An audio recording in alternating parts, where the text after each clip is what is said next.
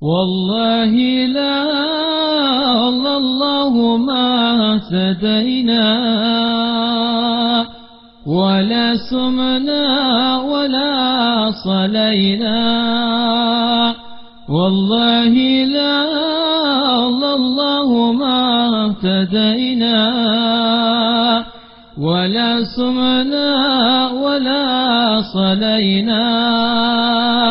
فأنزلا سكينة علينا وثبت الأقدام إن لقينا.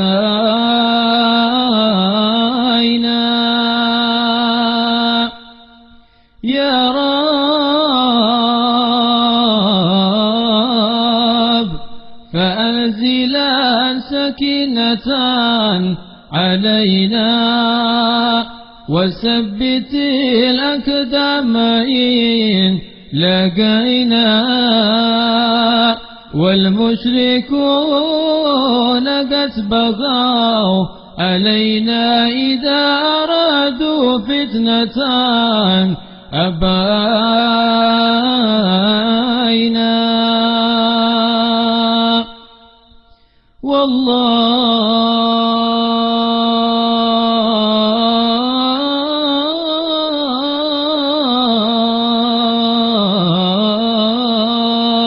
والله لا الله ما اهتدينا ولا سمعنا ولا صلينا.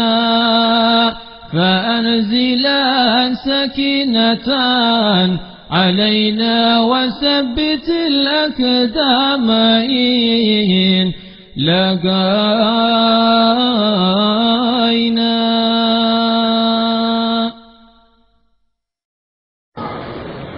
قال رسول الله صلى الله عليه وسلم إذا وقع الذباب في شراب أحدكم فليغمسه ثم لينزعه فإن في إحدى جناحيه داء والأخرى شفاء. صدق رسول الله صلى الله عليه وسلم حديث صحيح.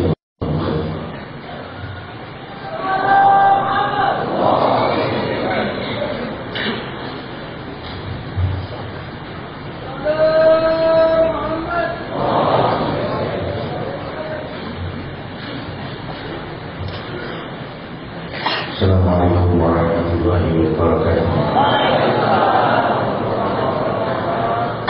Hamdan lillahil khasana bi Muhammadin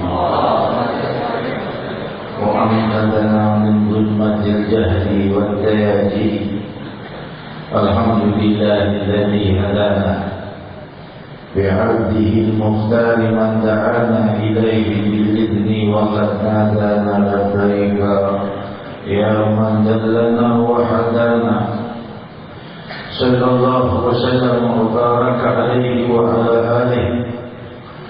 الحمد لله الذي جمعنا بهذا المحضر والحمد لله الذي جمعنا بهذه الليلة لطاعته كحضرة الله سبحانه وتعالى yang maha luhur, maha jawami dan bumi, penguasa tunggal dan abadi.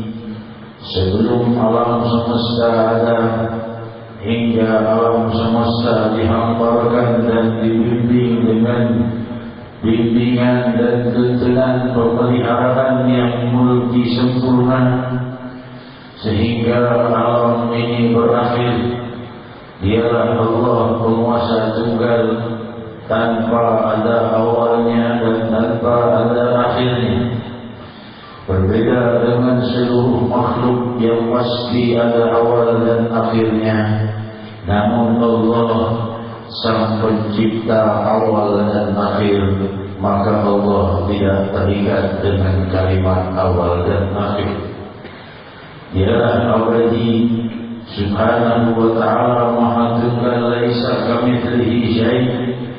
Tiada menyerupainya segala sesuatu, dan bersatu segala kesempurnaan kepada namanya yang maha tunggal, Allah.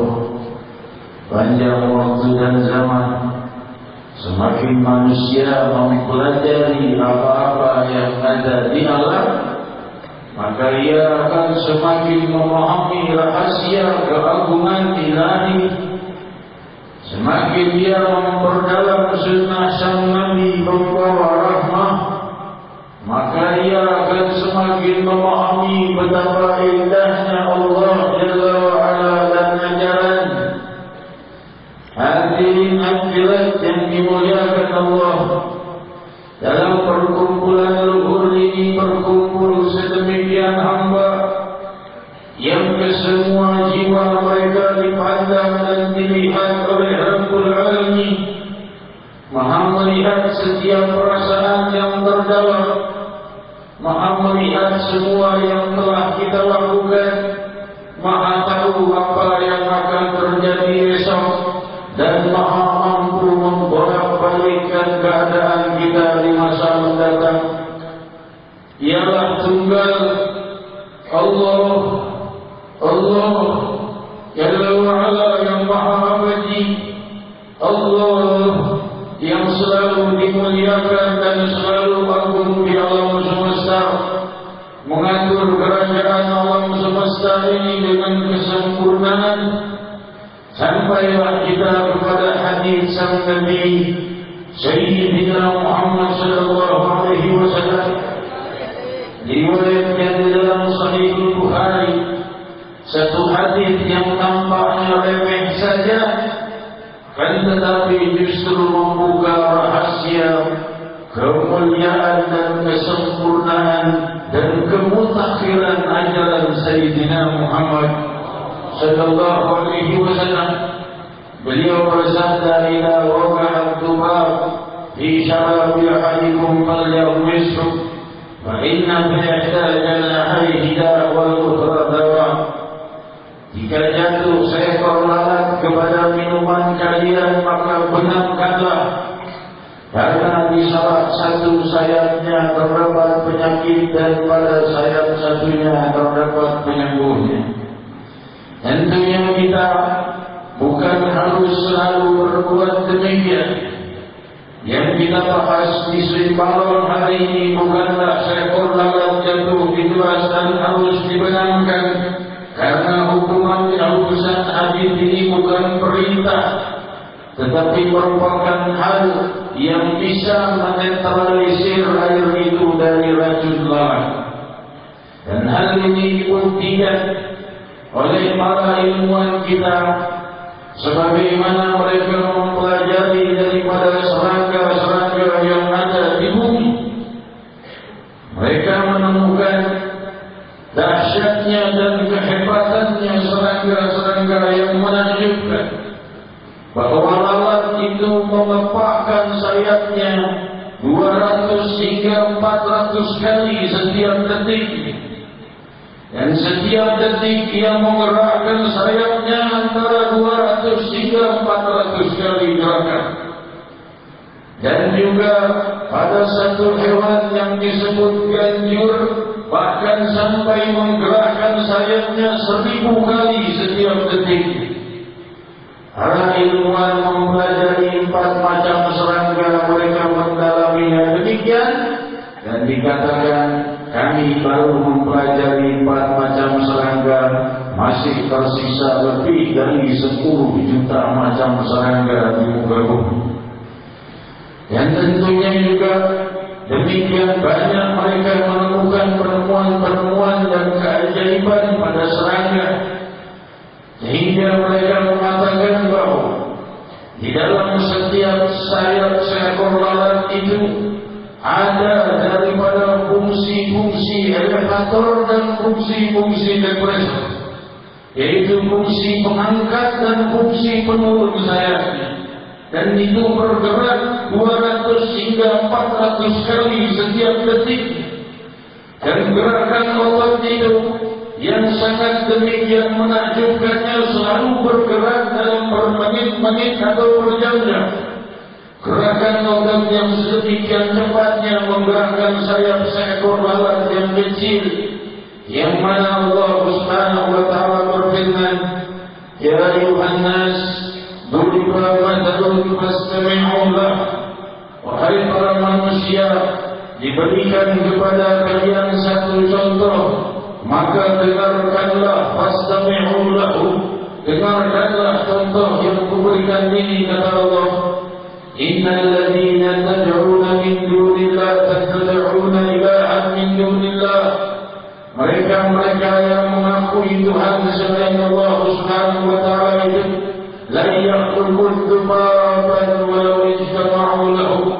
Tidak akan pernah mereka mampu menciptakan seekor lalat walau dari ketiadaan, walau berkumpul seluruh mereka yang disembah selain Allah. Semua yang disembah selain Allah berkumpul jadi satu untuk menciptakan seekor lalat, mereka tidak akan mampu. La yakhluqu dzubab walau ijtama'u lah. Mereka tidak akan mampu untuk menciptakan seekor lalat walaupun berkumpul secara keseluruhan.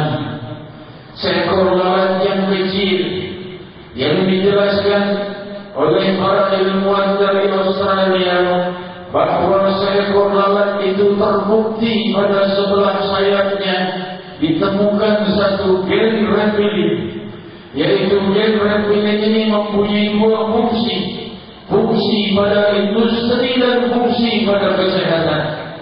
Fungsi pada industri bahwa gen reptilin ini lebih dahsyat dan lebih kuat dari semua jenis karet yang ada, yang telah dibuat oleh banyak orang di muka bumi.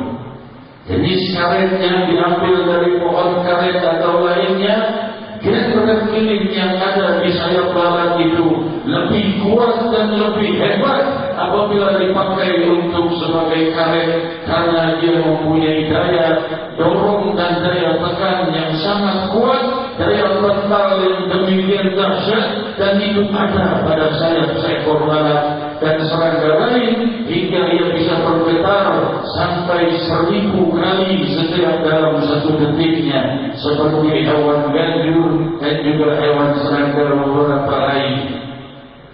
Dan dalam fungsi kesehatan, bahwa gen reptilin itu adalah satu gen yang bisa mengobati penyakit-penyakit yang ada pada syaraf-syaraf arteri, pada syaraf-syaraf vena, darah arteri yang berada syaraf arteri yang terjadi banyak penyumbatan. Gen-gen reptilin yang ada di sayap seekor lalat itulah bisa mengobati. Demikian indahnya dan demikian sempurnanya dan demikian jeniusnya Sayyidina Muhammad SAW. Jika jatuh lalat pada minuman kalian, tenggelamkan dia. Maksudnya gen-gen reptilin yang ada di sayapnya itu supaya bertebaran di air hingga menjadikan air itu menyucikan daripada bakteri-bakteri yang ada di pada sayap lain. Siapa yang memberitahu sang Nabi ada gen reptilin yang bisa menyembuhkan syaraf arteri? Gen-gen itu tidak terlihat mata. Manusia melihatnya dengan mikroskop, dengan puluhan tahun mereka memeriksanya, dan bisa Nabi tahu di sayap lalat itu ada gen penyembuh, ada gen penyakit, sampai butiran gen dan sel yang ada di sayap lalat diketahui oleh Sayyidina Muhammad. Semakin seseorang mendalami sunnah, maka semakin sempurna dan modern hidupnya. Hadirin hadirat, demikian indahnya Nabi kita Muhammad SAW yang tuntunannya tanpa sempurna, nampak sangat remeh apabila belum didalami. Tentunya orang yang belum mengerti akan tertawa bagaimana lalat dibenamkan di dalam air supaya jatuh di air, suruh dibenamkan. namun sang Nabi tahu inna fi ihda janahil ida wal ukhra dawa, karena di sayapnya itu ada pembawa penyakit dan di sayap lainnya ada pembawa penyembuhnya. Ternyata terbukti oleh para ilmuwan kita kedalaman dan ketajaman dari pemahaman Muhammad Rasulullah SAW. Hadirin hadirat yang dimuliakan Allah, demikian sempurnanya Allah Subhanahu wa Ta'ala menciptakan sunnah sang Nabi, sehingga sebagaimana riwayat Sahihul Bukhari, Rasul sallallahu alaihi wasallam bersabda, "Idza nama ahadukum falyutfi'ul masabih." Jika tidur di antara kalian itu tidur, maka padamkan lampu. Singkat saja, kalau kita berpikir ya padamkan lampu maksudnya menghemat minyak, mungkin saat itu, tapi ternyata tidak sesingkat itu. Ternyata tubuh manusia itu mengeluarkan energi saat dia tidur. Energi itu keluar dari tubuh untuk membenahi sel-sel tubuh yang rusak, dan energi-energi yang keluar itu terganggu kalau ada cahaya. Ternyata itu telah dipahami oleh Muhammad Rasulullah SAW. Idza ahadukum falyutfi'ul masabih. Kalau kalian tidur, padamkan lampu. Di saat itu 14 abad yang lalu belum mengerti mereka tentang energi dan lainnya. Sang Nabi tahu, tapi di zaman itu manusia belum sampai kepada kedalaman pengetahuan ini.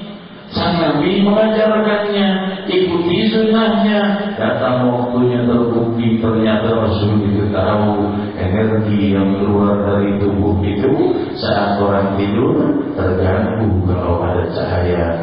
Jelas sudah perintahnya, apabila kalian tidur padamkan lampu agar tidak terganggu energi yang membenahi tubuhnya. Demikian sempurnanya Muhammad Rasulullah sallallahu alaihi wasallam. Dan Rasul sallallahu alaihi wasallam bersabda, "Ma min ahadikum illa sayukallimu rabbuhu laisa bainahu wa bainahu tarjuman." Demikian diriwayatkan dalam Sahih Bukhari. Tiadalah satu di antara kalian, maksudnya semuanya kalian ini akan berhadapan dengan Tuhan penciptanya, dan dia akan berdiri sendiri tanpa ada yang menemaninya saat dia berdiri menghadap Rabb. Ala yadunnu ulaika annahum mab'uthun liyaumin 'adzim yauma yaqumun nasu lirabbil alamin. Hadirin hadirat yang dimuliakan Allah, kalau kita bicara ada lebih dari 10 juta macam serangga yang ada di muka bumi ini. Setiap serangga punya pengaturan berbeda. Setiap serangga diatur kecepatan sayapnya mencapai 200 hingga 400 kali gerakan setiap detik. Ada yang mencapai 1000 kali gerakan per detik. Sedangkan di dunia ada 10 juta macam. Siapa yang mengaturnya? Apakah serangga itu mampu mengatur gerakannya sendiri? Atau fungsi-fungsi elevator atau fungsi-fungsi lain daripada otaknya atau urat syarafnya? Mereka hanya hidup tanpa mengerti kenapa mereka hidup. Demikian serangga lebah, tawon dengan membawa manfaatnya. Serangga nyamuk, serangga lalat, masing-masing merupakan lambang kemegahan ilahi, dan kesemuanya merupakan panggilan Allah. Kenalilah pencipta ini semua Allah. Kembalilah kepadanya, bukan kepada kedalaman ilmu lalat atau kedalaman ilmu serangga. Dalami penciptanya, yaitu Rabbul Alamin, Allah. Dan kita akan berdiri di hadapan Allah. Betapa keadaan yang sangat menentukan. Jika kita merenung, kita akan berdiri dipanggil dengan nama yang kita dapatkan sebagaimana dijelaskan fulan bin fulan ayya Allah, fulan bin fulan, agar maju berhadapan Allah. Diriwayatkan dalam Sahih Bukhari, jika salah seorang maju berhadapan Allah, ia adalah orang banyak merindukan Allah di muka bumi. Maka ketika dia dihadapkan kepada Allah Subhanahu wa taala, Allah Subhanahu wa taala menutupi dosa-dosanya. Tidak dilihat oleh orang lain di padang mahsyar, yang terlihat adalah pahalanya. Kenapa? Man satara musliman satarahullah. Barang siapa yang menutupi aib orang muslim di dunia, di akhirat nanti aibnya tidak terlihat. Dia punya dosa banyak ditutupi oleh Allah, tidak diberitahu kepada yang lain.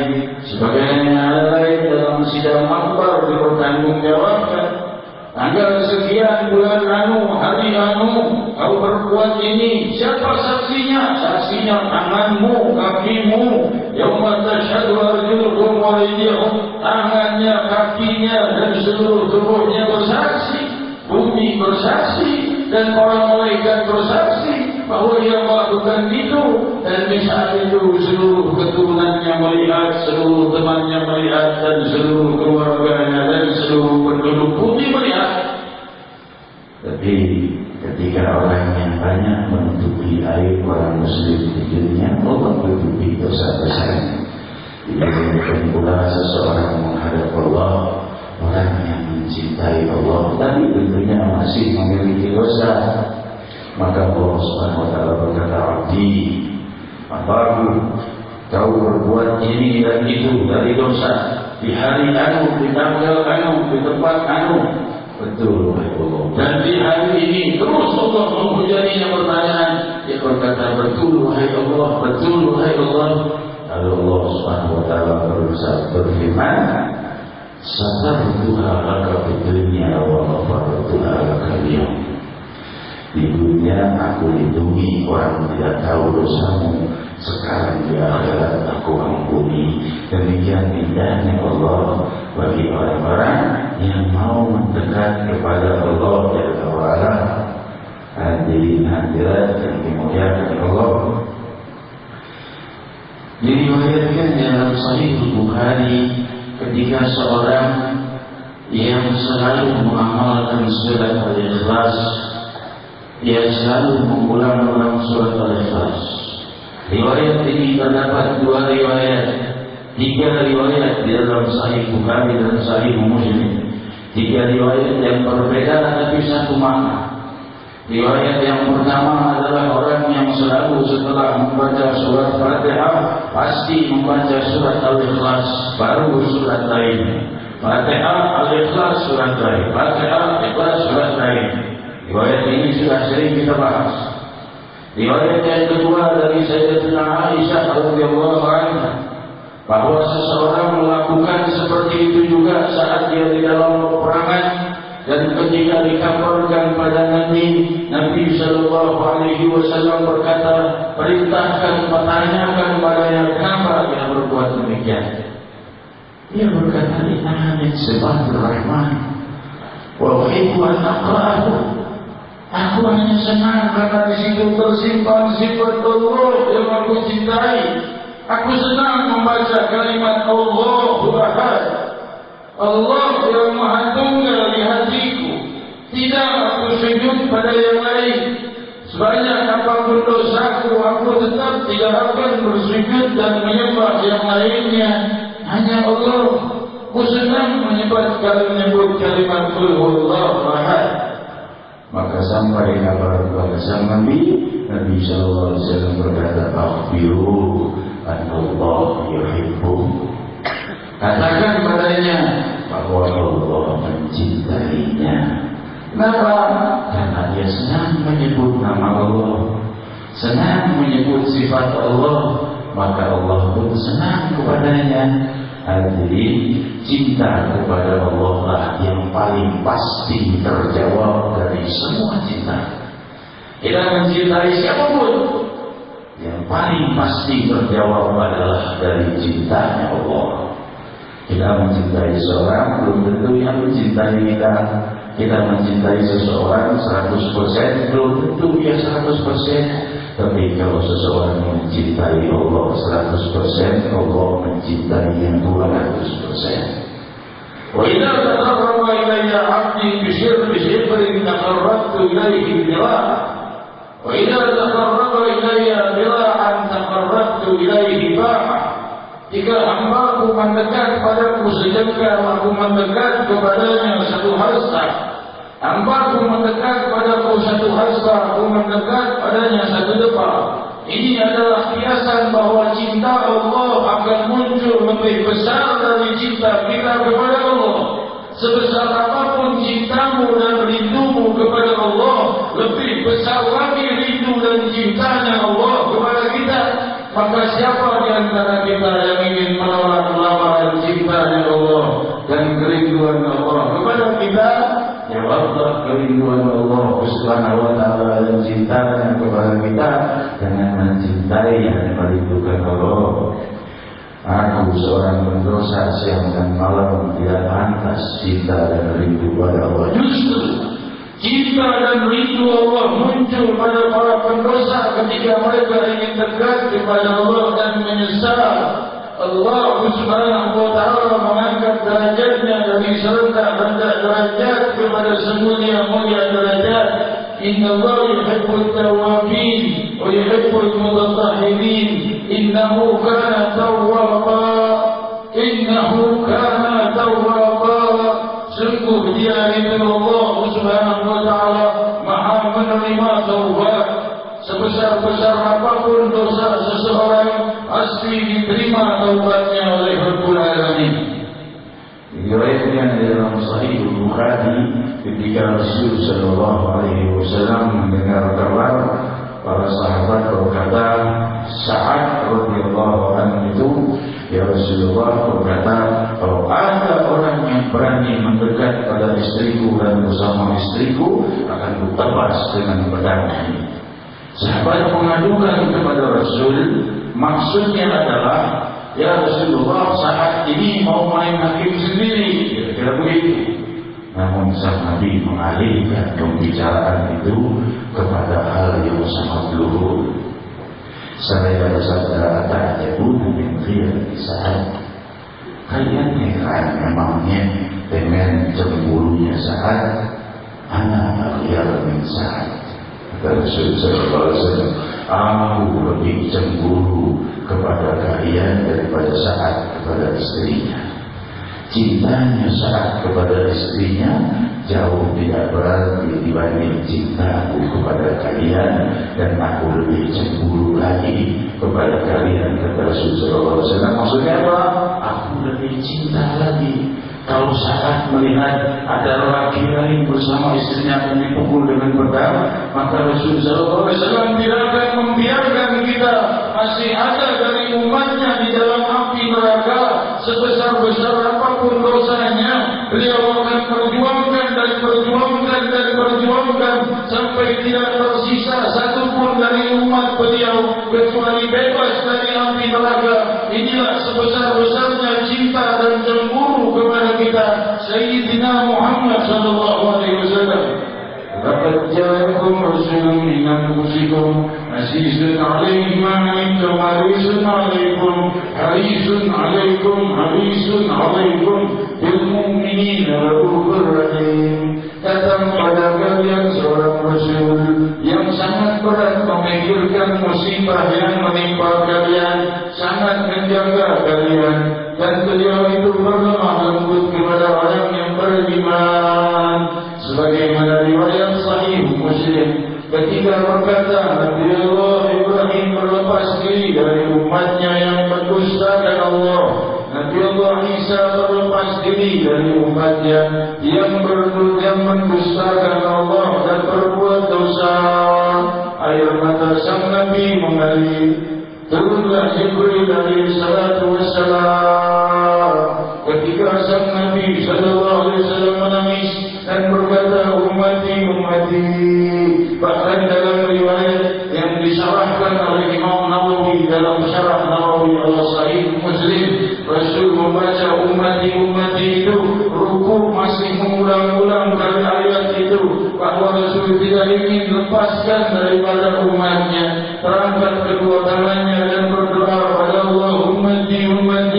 Jibril turun, mayuki ya Rasulullah, apa yang membuatmu menangis ya Rasulullah? Rasul berkata, para Nabi bebas tugas dan melepaskan umatnya yang berbuat dosa, dan jiwaku tidak tega melepaskan umatku yang berbuat dosa. Wahai Jibril.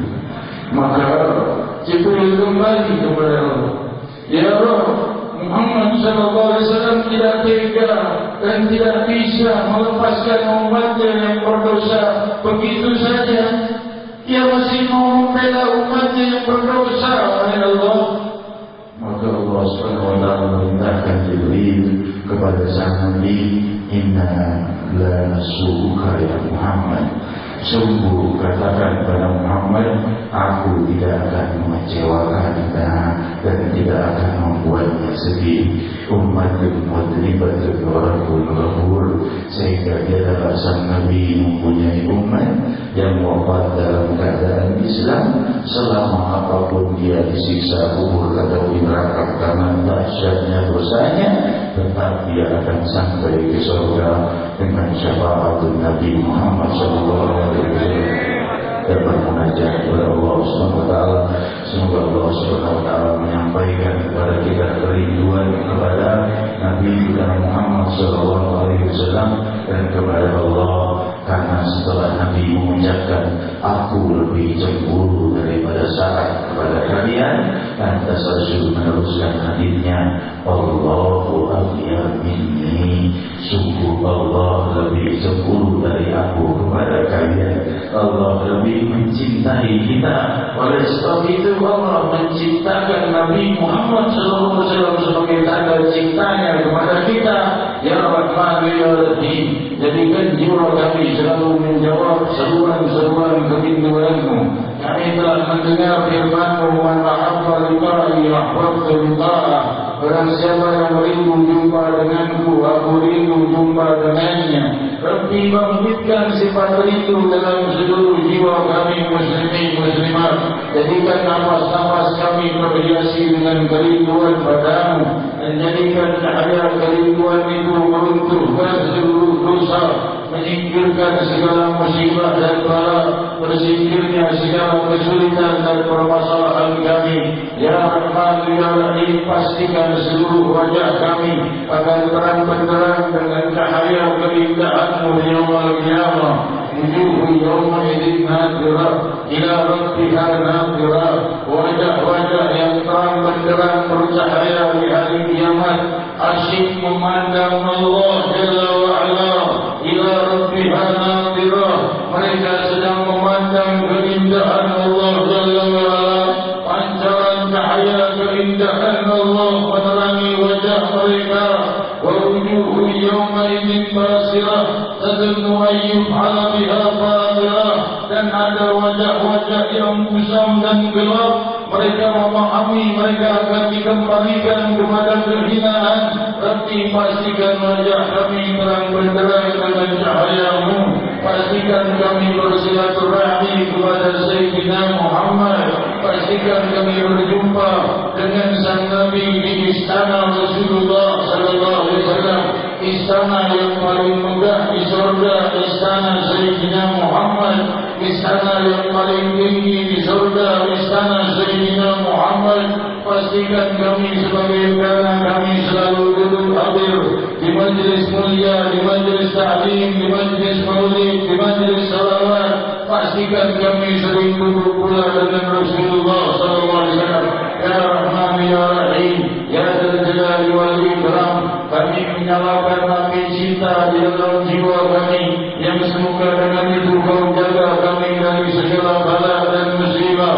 Tumpah-ruahkan bagi kami rahmat dan keluasan, kemakmuran dunia dan akhirat, kebahagiaan dunia dan akhirat, kemudahan dunia dan akhirat.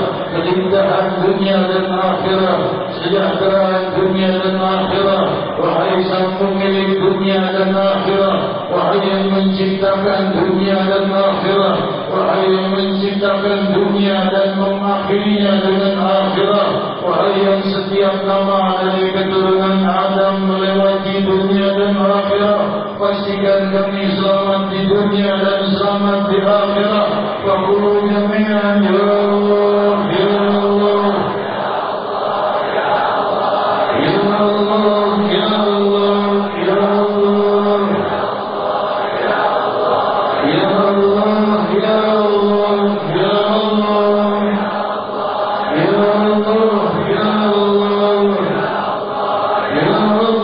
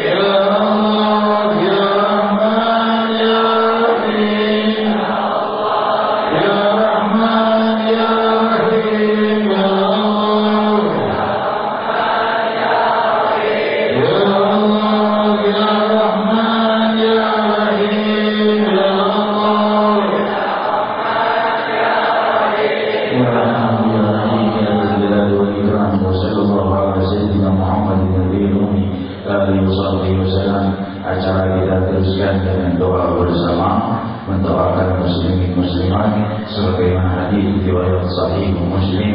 Rasul sallallahu alaihi wasallam bersabda, barang siapa yang mendoakan saudara muslimnya, malaikat berkata amin walaka mithlu, amin, dan untukmu apa yang kau doakan untuk saudaramu, dan mendoakan keselamatan bagi seluruh muslimin yang sudah wafat, yang dalam keadaan sulit di alam kubur, semoga diberi kebebasan oleh Allah, yang sudah dalam kenikmatan semoga ditambahkan kenikmatan.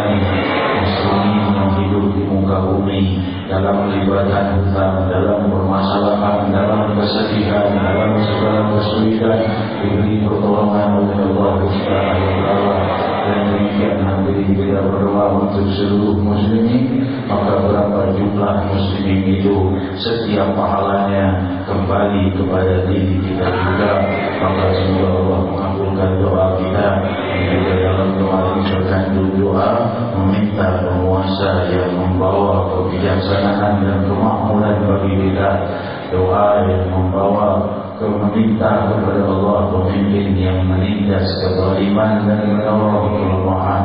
Ya Rahman, pemimpin yang mencintai salihin dan menegakkan kemuliaan dan keadilan di negeri muslimin terbesar di muka bumi ini.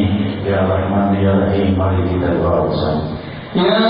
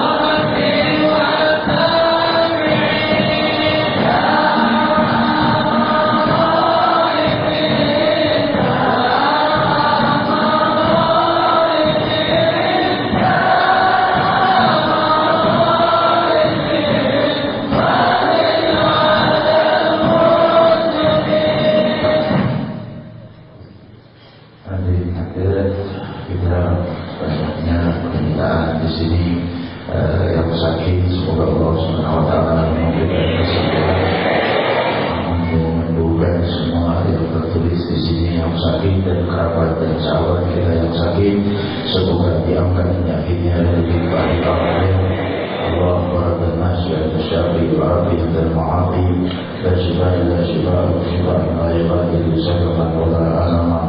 Dan juga yang mempunyai hajat di sini banyak tercatat, semoga Allah kabulkan segala hajat seluruh hajat kita. Jangan disisakan satu hajat pun terkecuali diijabah oleh Allah. Juga nama-nama yang tercantum yang wafat semoga dimuliakan di hadapan barzakh bersama mubarrati dan siddiqin ala hadhihi wa ala kulli salihah wa ila hadratin Nabi sallallahu alaihi wasallam. Al-Fatihah.